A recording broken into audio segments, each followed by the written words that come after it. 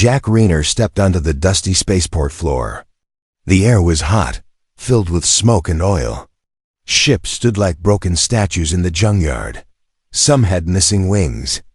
Others had wires hanging out like dead snakes. He didn't care. He wasn't looking for a perfect ship, just something that flew. Something cheap. Something that could take him far away from this place. The owner of the junkyard, a small man with a mechanical arm, walked beside him. "This one," the man said, tapping. "A gray ship with dents and burn marks. Still runs, needs a little fixing, but she flies." Jack stared at it. It wasn't pretty, but it had charm, old Earth design. Strong engine, enough room for one man and supplies. "How much?" Jack asked. The man scratched his chin nervously. 5,000 credits. No refunds, no questions. No questions? Jack raised an eyebrow. The man looked away. "Look, do you want it or not?" Jack was tired.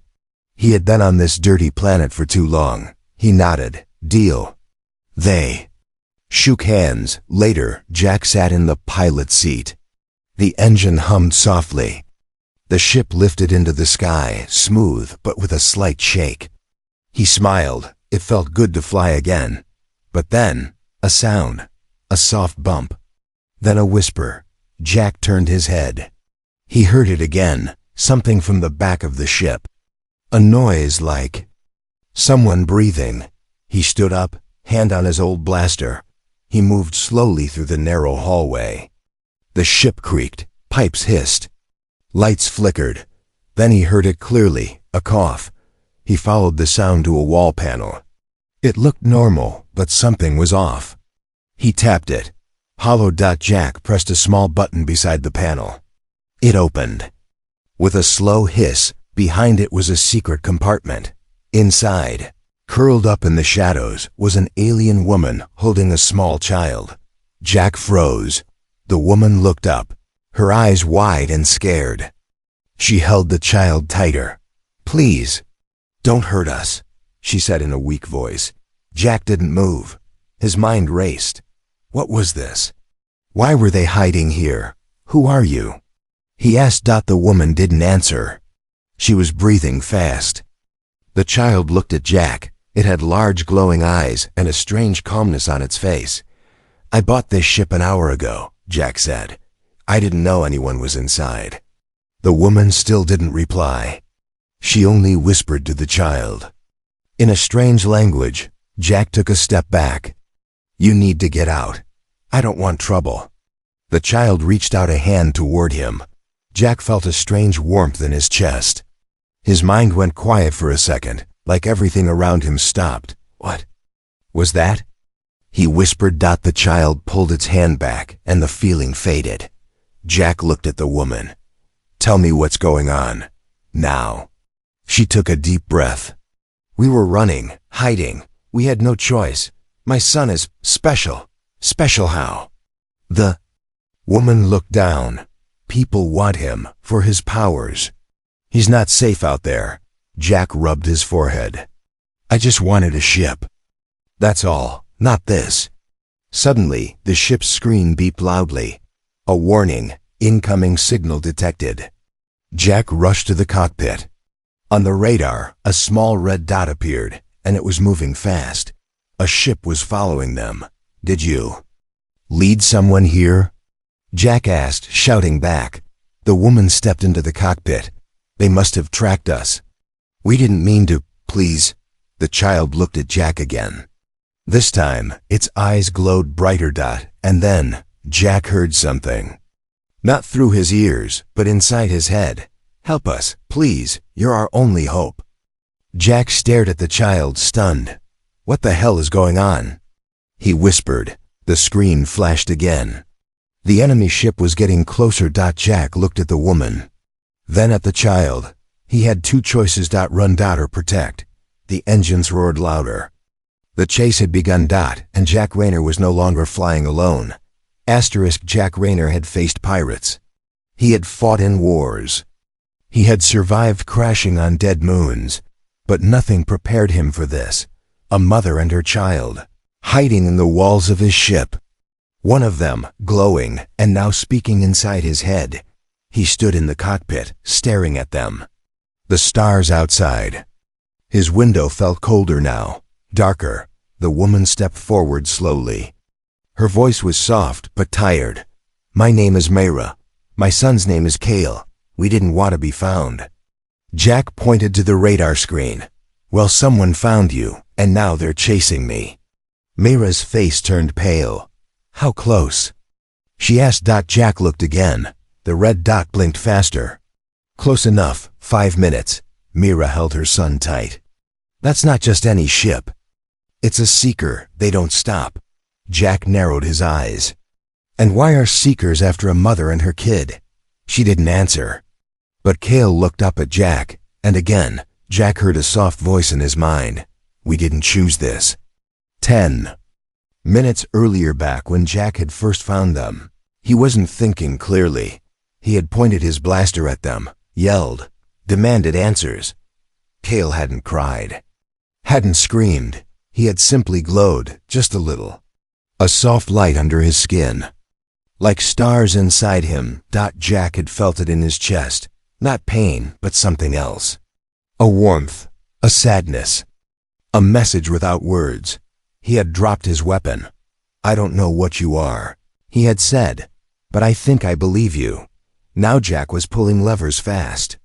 The ship swerved between asteroid chunks, trying to lose the seeker. The seeker. Ship was bigger, stronger, but Jack's ship was faster, barely.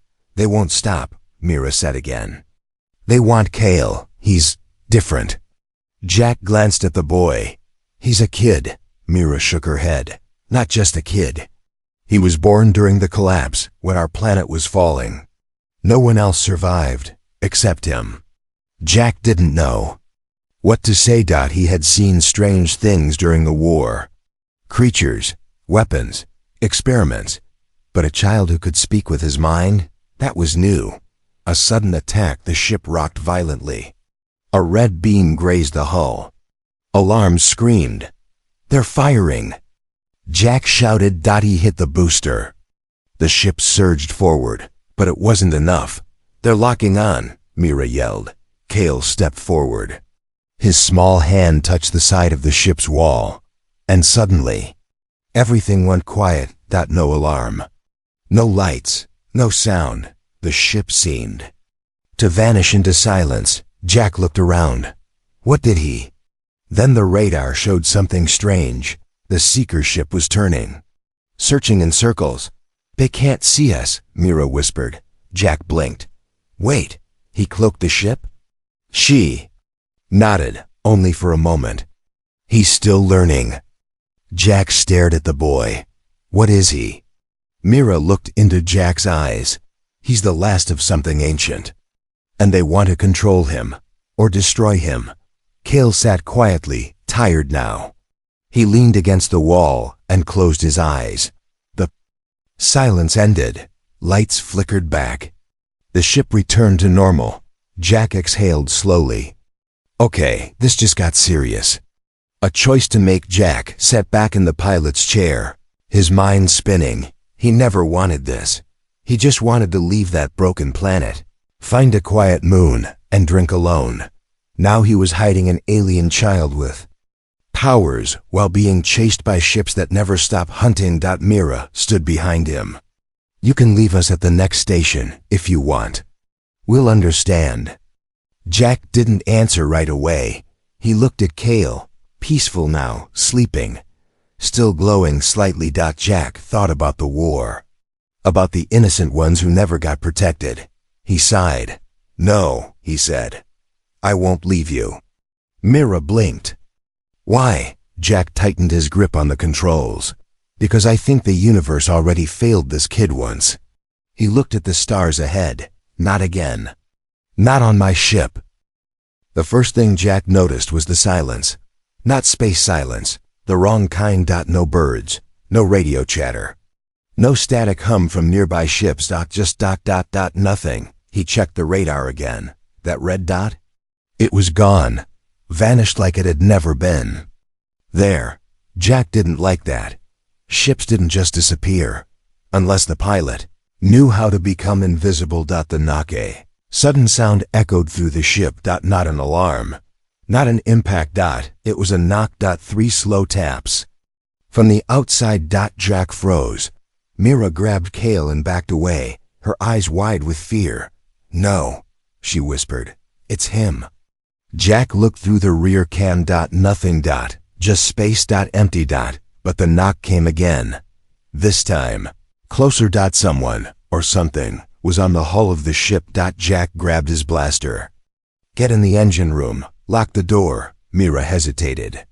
"You don't understand. He won't stop. He's not human." "I don't care if he's a space ghost," Jack said. "Nobody knocks on my ship without asking." The hunter arrives. The airlock hissed. Cold smoke spilled inside. Out of it walked a tall, armored figure, dark metal suit. No helmet, no face, just a smooth black mask, and a low breathing sound that echoed through the corridor. Jack aimed his blaster. "Stop right there." The figure didn't stop. "State your name." Jack shouted. The mask tilted slightly. Then a deep mechanical voice replied. "Hunter 09, Retrieval Unit. You are in possession of a high-value asset." Jack narrowed his eyes. "Asset?" The hunter took another step. "The child. Surrender him." Jack fired.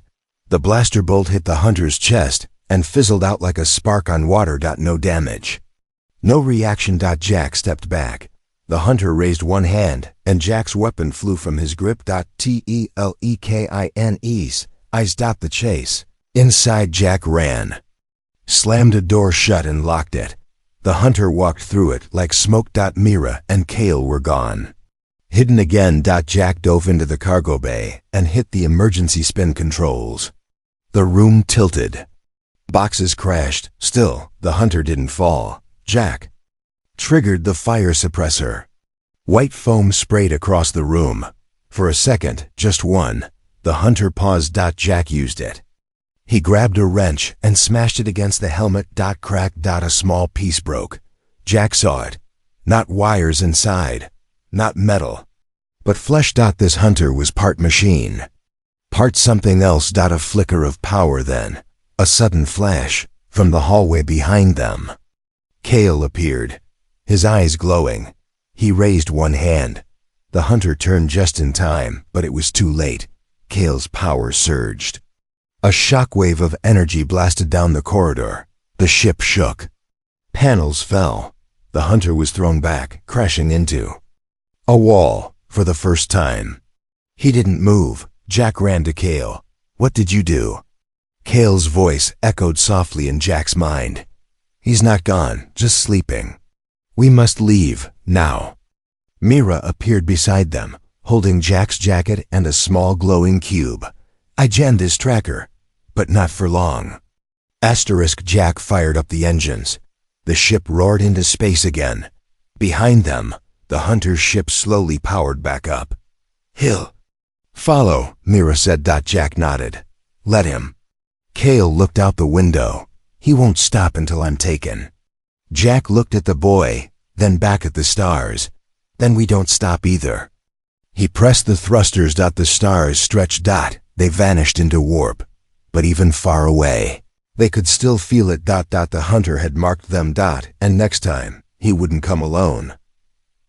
The ship drifted through dark space like a ghost with no home. Stars outside were cold and silent. Inside, it was quieter than ever. Jack sat alone in the cockpit. One hand on the controls, one eye on the radar. No red dots, no alarms, but the silence didn't feel safe. It felt like something was coming, something he couldn't see. The flashback. Myra stood in the med bay, cleaning a cut on Cale's arm. It was small, just a scratch, but it was already gone. He healed in seconds. Jack watched from the door. He didn't speak. Not yet. He had questions. Too many. And now he needed answers. The conversation later. Mira joined Jack in the ship's small galley. She sat across from him, quiet, calm, like someone who had been waiting to tell the truth for a long time. Jack didn't waste time. Who are you really? Mira looked down at her hands. Her fingers trembled. My real name is Miraline Ziana, daughter of the Scholar Circle from Varellan. Jack blinked. That sounds important. It was, she said. Before everything burned. Jack leaned back in his chair. Start from the beginning. Mira's story, she spoke slowly. I was a scientist, a genetic specialist. We studied ancient DNA, not to build weapons, but to heal. To help. Jack listened carefully. Her voice shook as she continued. But others, they wanted different things. Power, control. She paused. That's when the collapse began. Civil war, cities torn apart, science turned into soldiers. Jack nodded. He had seen the same happen on Earth once. Mira went on. Kale wasn't supposed to exist. He was a spark, a miracle born during chaos. Jack's eyes narrowed. So he's some kind of lab experiment? No, Mira said firmly. He was born naturally, but changed. Touched by something old, something cosmic. Jack said. Nothing. She looked up. Her voice lowered. Kale can do things no one else can. Heal, speak across minds. See danger before it happens. And soon, more. Jack rubbed his temples. So that hunter, that thing that boarded us, it was after him? Myra nodded. And he's not the only one. Others will come. Governments, empires, pirates. They all want what Kale carries inside. The child's gift later. Jack walked past Kale's room. The boy was drawing something. Stars, circles, a planet with rings. Kale looked up. You are wondering what I am. Jack sat on the floor beside him. Something like that. Kale pointed to the drawing. This place, he said. It's where I was born. But I've never seen it. Jack frowned. Then how? I remember, Kale said simply. I remember. Before I was born. Jack's throat tightened. There was something in this kid's voice, not creepy, not robotic. Just ancient. Like something older was living inside. Him, or maybe watching through him. Kale looked at Jack. I don't want to be a weapon.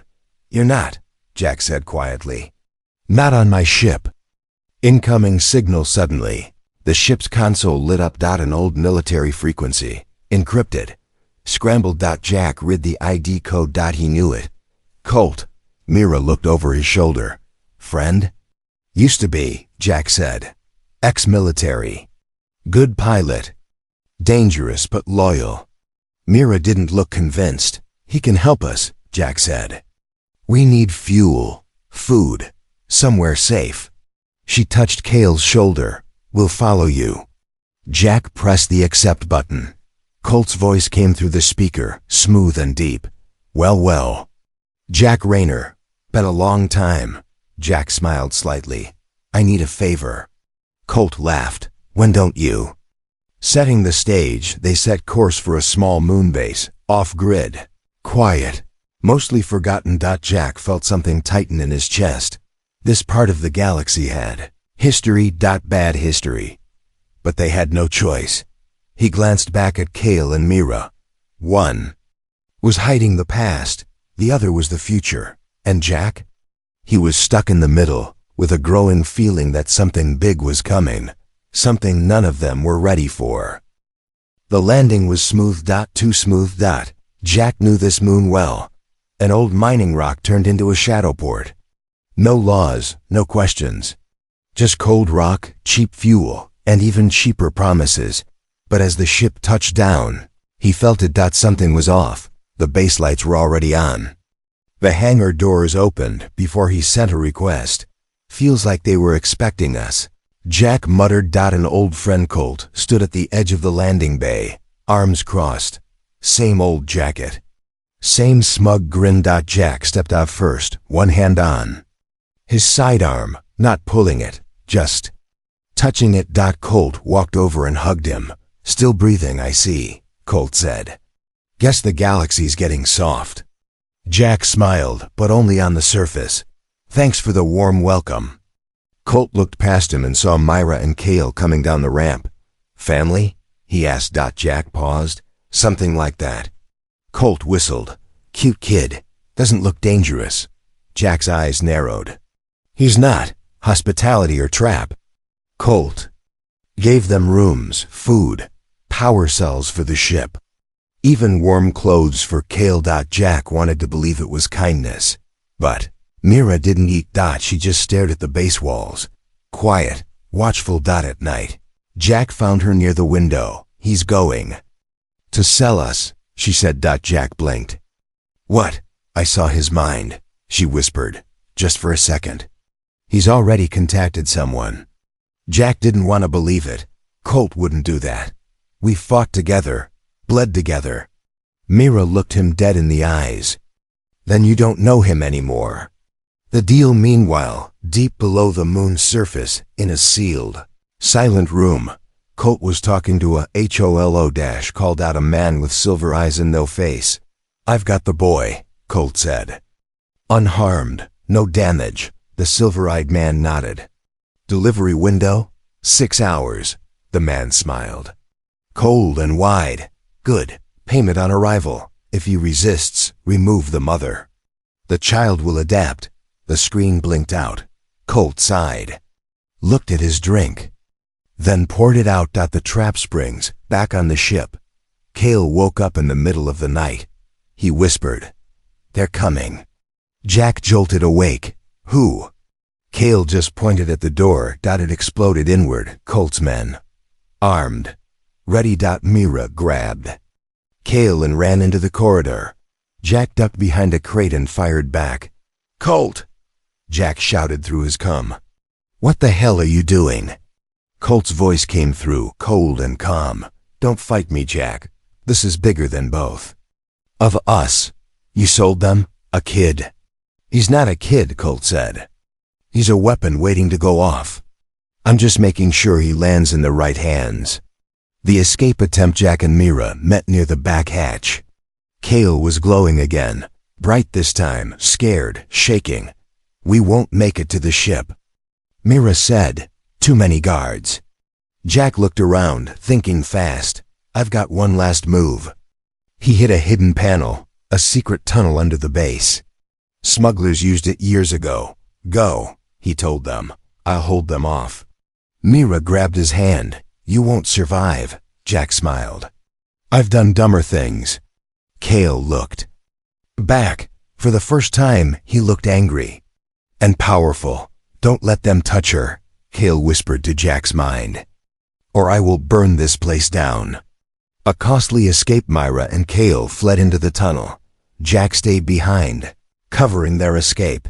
He shot out power lines, triggered alarms, and lit fuel tanks on fire. Smoke filled the base. Colt stood across the hall, coughing but still calm. "You always pick the wrong side, Jack." Jack aimed at him. "No, I just don't sell kids to monsters." Final moment as the moon base began to collapse. Myra and Cale reached the far edge, where an old skiff was waiting. Not fast, not armed, but just enough to fly. As they lifted off, Cale looked back. From the flames he saw Jack standing alone on the landing pad. And then the signal cut. Asterisk, not the peaceful kind, the kind after an explosion, when dust hangs in the air, and all that's left is fire and questions. Jack Rayner lay face down on the cracked floor of the moon base. His ears rang. His shoulder was bleeding. His ship gone. So was the boy. Cale had been taken. The message. He found the message in the smoke, projected from a broken wall panel, flickering and faint. Colt's voice, cold and sharp. "You wanted to protect him, Jack. Then come get him. Sector 9, Outpost Black Sun, alone." The message ended with Cale's voice, quiet, scared. "Jack, they know what I can do."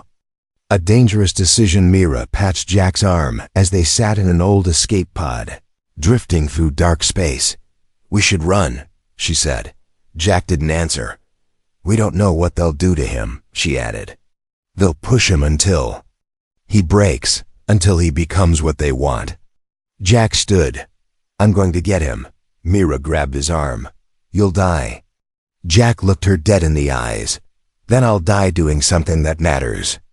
The infiltration begins outpost Black Sun was not on any map. It was a dead mining station, hidden inside an asteroid field, surrounded by electric storms. No approach alarms. No warning beacons, because they didn't want visitors. They wanted prisoners. Jack's escape pod coasted through the storm. Lightning cracked across the hull. The ship groaned. Still, he pressed forward. He wasn't here to survive. He was here to take back what was stolen. Inside the enemy's lair, the base was quiet. Too quiet. Jack crept through black corridors lit by blinking red lights. Cameras tracked him but didn't fire. They were letting him in. They wanted him here. Jack found the observation room first. He saw Kale through the glass. The boy was strapped to a floating chair, surrounded by machines. Wires in his skin, tubes in his arms. His eyes open, but glowing. He wasn't asleep. He was somewhere else. The warlord appears then. Jack saw him, the one running it all, General Varan. Not fully human, not fully machine. A mix of cold steel and ancient tech. He stood behind the glass, watching Kale like a scientist watches fire. You came, Varan said without turning. Jack raised his blaster. Let him go. Varan finally looked at him, smiled. Why would I do that? He's already more than a boy. He's a key to everything. Jack fired, but the glass absorbed the shot. Varan didn't flinch. You think this is about him? Varan said. It's about what he unlocks. He turned toward a giant door behind the lab, a door pulsing with symbols. Ancient, alien. Kale is the last of the Starburn. Varan whispered, and I will open the gate. The child awakens inside. The lab, Kale twitched out, his eyes snapped open. He whispered one word, Jack. And the power came back. Machines exploded. Lights shattered. The door shook. Varan stepped back. Jack ran, blasting through guards and smoke, reaching the control room. Kale! He shouted. The boy was floating now, free of the wires. Energy poured from him. Stop, Jack yelled. You don't have to do this. Kale looked at him, and for a moment, the glowing stopped. He dropped into Jack's arms. Weak, but alive. But it's not over, sirens screamed. The station was falling apart. Mira's voice crackled through the cum. I'm here. In a stolen ship. Get out now. Jack carried Kale through fire and smoke. Behind him, Varan screamed in rage. You can't run forever. He's mine. Jack didn't look back. They reached the bay. The stolen ship hovered above the landing pad. Mira opened the hatch. Jack jumped aboard just as the ground split beneath them. The door slammed shut. They blasted into space. It didn't start with war. It started with a question.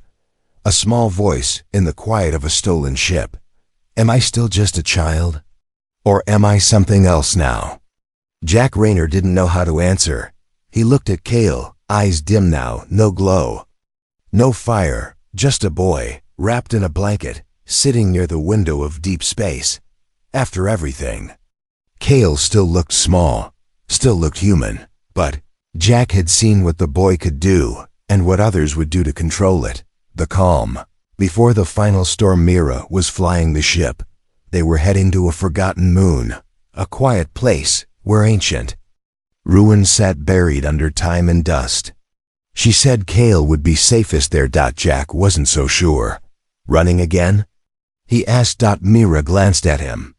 Not running, resting, before the next fight comes.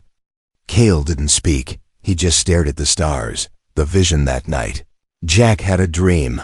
He stood in a field of white trees, under a sky that shimmered like water. Kale was there, but older, taller, eyes brighter than before. You can't protect me forever, Kale said. Jack stepped forward. I'll try. You'll fail. Jack clenched his fists. Then I'll fail protecting you. Kale smiled, and everything turned to fire. The final message when Jack woke up. Kale was gone. He had left a message carved into the metal wall. One word: trust. Alarms flashed. A signal was approaching. Not one, many. Ships, drones, warforms. Varron was coming. The last stand. They didn't run this time. Jack stood at the edge of the ruins. Blaster ready. Wind in his face. Mira powered up the old defense turrets buried in the rocks. Above them, the sky cracked open. Enemy ships filled the air like locusts. And in the center of the chaos, Kale walked forward. Alone. Jack shouted. "What are you doing?" Kale turned. His voice calm, clear. "Ending it." Power unleashed. Kale raised his hands. Not to attack, to speak, to every ship, every soldier, every machine. He said a single thought. "I am not your weapon. I am not your enemy. I am the future you're afraid of, but I am also your last hope." Some ships froze mid-air. Others turned around. Some tried to fire and were instantly shut down by Kale's will. Varen's last move. General Varron landed alone. Stepping through fire and wind, power without control is chaos. He said. Jack stepped in front of Kale. "You had your chance." Varron raised his arm. Kale didn't glow this time. He didn't burn. He simply whispered, "Stop." And Varron did. Every weapon dropped. Every system shut down. And Varron, once so proud, fell to his knees, broken not by pain, but by the truth. Kale had shown him his own fear. Peace for now. When it was over, the moon was silent again. No war. No noise. Just wind. Jack, Mira, and Kale stood side by side, watching the last enemy ship leave. Mira whispered, "He chose peace." Jack nodded. He chose to be more than what they made him. Kale looked at the sky. And smiled. In a far-off system, a group of shadowy figures watched a glowing screen. Kale's face flickered on it. One voice spoke. "We wait. We watch. He may be the future. But the future always changes."